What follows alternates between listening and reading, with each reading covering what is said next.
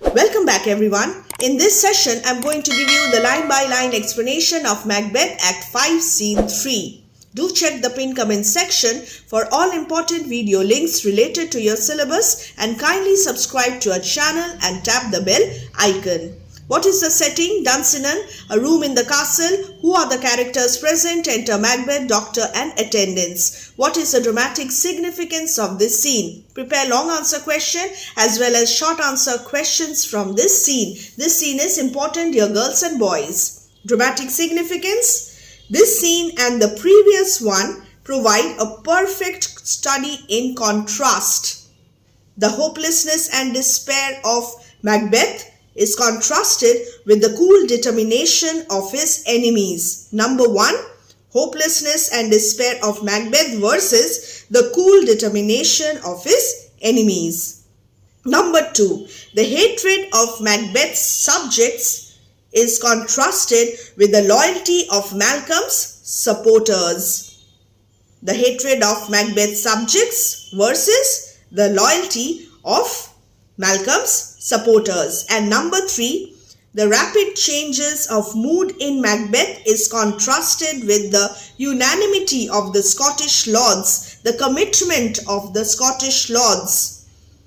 Therefore, rapid changes of mood in Macbeth versus unanimity of the Scottish lords. Bring me no more reports. Don't bring me any more reports. Let them, the false thanes, fly all, desert me, abandon me, till Burnham would remove to Dunsinane. I will not be afraid, till Burnham wood moves to Dunsinane. So here we have the overconfidence of Macbeth, his unwavering belief in the witch's prophecy and the prophecies made by the Parisians, his arrogance, his ignorance. And he dismisses all the reports about the English army, and this shows his overconfidence.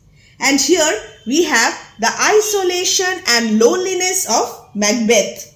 And he experiences isolation and loneliness due to his sinful deeds. We have the concept of lost honor, love, obedience and friends. And this shows the consequences of his tyranny and ambition. Remember the doctor's inability to cure Lady Macbeth? And this serves as a reminder that the damage caused by their actions is beyond redemption. This is significant. I cannot taint with fear. What's the boy Malcolm? What is there to be afraid of in that boy Malcolm? Was he not born of woman? Was he not born of a woman? Remember the Parisians? The spirits that know all mortal consequences have pronounced me thus. Again, overconfidence of Macbeth. The spirits that know everything that will happen to mortals in the future have said this to me. What did they say? Fear not, Macbeth. No man that's born of woman shall ever have power upon thee. Significant. Don't fear, Macbeth, for no man born of woman will ever be able to prevail against you, defeat you. Then fly, go away. False thanes, I do not know you, I do not want you. Loneliness of Macbeth, and mingle with the English epicures. Treacherous thanes, desert me, abandon me, and join the epicures, English epicures, the pleasure-loving English soldiers. The mind I sway by and the heart I hear shall never sag with doubt nor shake with fear. Overconfidence. The mind that controls me never droops with doubt, nor the heart beating within me ever shake with fear.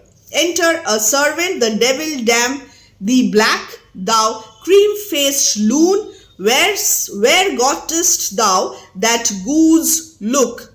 Let the devil damn you black, you pale-faced villain, where did you get that scared and pale look like a goose? Again, arrogance, rudeness of Macbeth. There is 10,000 geese, villain, soldiers, sir. Go prick thy face and overread thy fear, thou lily-livered boy. Here Macbeth is annoyed. He is angry. Go and scratch your face so that you may make your white face red with blood. You cowardly fellow, what kind of soldiers? You fool, may you be damned. He is angry. What soldiers? Patch, death of thy soul. What kind of soldiers, you fool? May you be damned. Those pale cheeks of yours are putting fear into my heart also. Those linen cheeks of thine, pale cheeks of yours, are counselors to fear, are putting fear into my heart also. What soldiers? Way face. So, what soldiers? You white-faced fellow. What are you speaking about? The English soldiers, your majesty. The English force so to please you. Take thy face hence. Exit, servant. Satan. Satan, I am sick at heart when I behold. I get sick at heart when I see. Satan, I say, this push will cheer me ever or deceit me now. This critical situation will either get me firmly on my throne or depose me. I have lived long enough. My way of life is fallen into the sere, the yellow leaf. What is the meaning of this? My life has sunk to the level of, my life has come to this stage. The sere means, now spelt S-E-R-E, that is dry and withered. Yellow leaf, autumn, decadent condition, my decadent condition. And that which should accompany old age. Autumn also represents old age. As honor, love, obedience, troops of friends, I must not look to have, but in their stead, curses not loud but deep, mouth, honor, breath, which the poor heart would fain deny and dare not. Satan. This again is important. Prepare a short answer. The course of my life has now fallen as a dry yellow leaf in autumn, and all that should accompany old age. What must accompany old age? Honor, love, obedience, friends in great numbers, I must not expect to have. Again, a reference to the loneliness of Macbeth. And why is he so lonely and isolated? Because of his criminality, because of his murderous actions. Instead, what will he have? I shall be loaded with curses which people will not have the courage to utter loudly. Why? Because he is still the king, but which will nevertheless rise from the depth of their heart. So they will listen to me out of fear, not out of love. My lot would be to get merely the lip service and flattery which my poor heart would gladly reject, but would dare not, since all support, whether honorable or not, is now necessary. What is your gracious pleasure? What do your majesty desire? What news more? All is confirmed, my lord, which was reported. So is there any other news? Yes, majesty, all that was reported has been confirmed to be true about the English army. I will fight till from my bones my flesh be hacked. Give me my armor. So I will fight till my flesh is torn off my bones. Let me have my armor. The resolve of Macbeth. Hacked means cut off in bits. Satan, it is not needed yet. I will put it on, the armor. Send out more horses, scur the country round, hang those that talk of fear, give me mine armor. How does your patient doctor? Again, here we have the reference to Lady Macbeth. Who is the patient? Lady Macbeth. Now dear students, notice one thing. Here we have rapid transitions from hope to fear, from violent language to philosophic moralizing. Here just a little while ago, a philosophic moralizing of Macbeth, from boasting to sadness to hopelessness. And then we also have Macbeth's irresolution, shown at one moment as he puts on his armor, at the next takes it off. So these frequent changes of humor, sudden impulses, point to the conflict that is going on within his own breast, the internal conflict of Macbeth. This is significant, and this is a significant critical comment. So jot this down as well. One moment he is confident, he is rude, he is arrogant, he is not afraid. Again, another moment he is worried, he is anxious, he is hopeless. Doctor, not so sick, my lord, as she is troubled with thick coming fancies, imaginations that keep her from her rest. This is the condition. Here the doctor doesn't tell Macbeth that he is aware of all the crimes that Macbeth has committed. He keeps them a secret. She is not so sick, your majesty, as she is troubled with morbid fancies, crowding into her mind and denying her rest and sleep. Cure her of that. Canst thou not minister to a mind diseased? Cure her of all the morbid fancies. Can't you give any relief to a diseased mind, to a restless mind? Pluck from the memory a rooted sorrow, raise out the written troubles of the brain, and with some sweet, oblivious antidote, cleanse the stuffed bosom of that perilous stuff which weighs upon the heart. So he is worried about Lady Macbeth.